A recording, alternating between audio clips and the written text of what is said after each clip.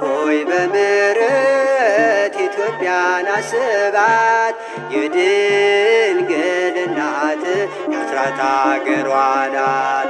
ጨለማው ተገፎ ጎህ እንዲቀድባት መቅረዞቿ ይብሩ ዘይትን ሙላባት።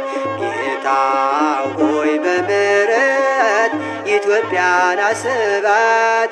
የድንግል እናት የአስራት አገሯ ናት።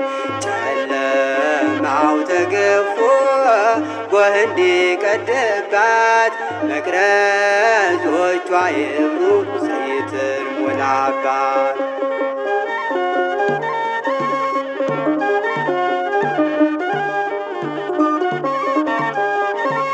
መልካም አርገህ ፈጥረህ ቅን የምታሰራ ሙሴ ያናገረ